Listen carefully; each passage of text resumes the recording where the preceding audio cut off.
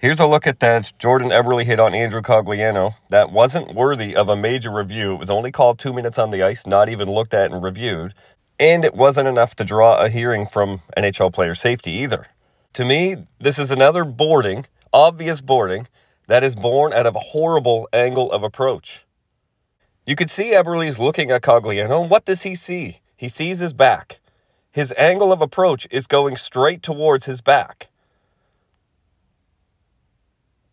If Cogliano turns to his forehand and opens himself up, Eberle is able to make a check with his left shoulder, but it cannot be straight towards the boards. He needs to carry on an angle like he is now, heading up the boards. He needs to stay on that trajectory and hit across Cogliano's path, but on an angle like a 45 degree or something. You cannot, look at his right skate here, you cannot dig in, turn to your left sharply, and then drive through straight. That's what knocks Cogliano into the boards. If Eberle's feet had stayed like this, and he'd made this contact, there's probably not that big a problem. Even though Cogliano's head is down and he's prone to go head first into the boards, he wouldn't go towards the boards if Eberle takes the proper angle of approach and keeps his stick on the ice and tries to block that puck from leaving the zone. It's this turn here, right there, into contact, and then the arm extension forward that makes this really dangerous.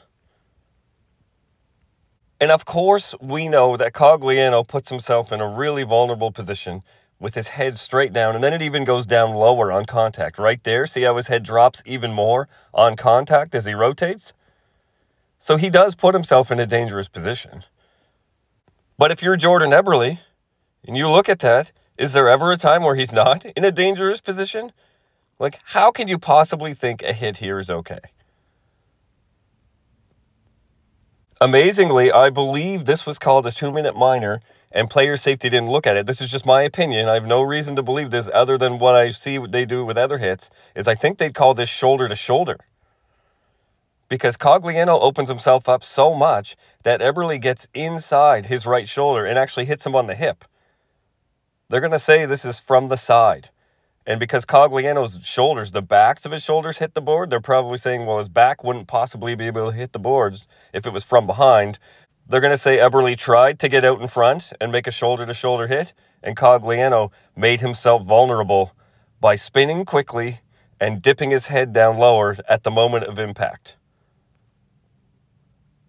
But like I said, that is not an excuse for Jordan Eberle because he never had the ability to make a clean check here. And Cogliano does open himself up, but Eberle has to stay on this path of travel and brush across that on a 45-degree angle. That doesn't give him the right to turn into the boards and drive Cogliano straight into the boards with arm extension. There's no escape for Cogliano there.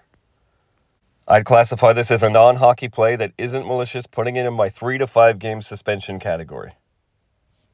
Because of that arm extension into the boards, that's going to put it in the higher end of this category. Tough call would suspend Jordan Eberle of the Seattle Kraken 5 games for boarding.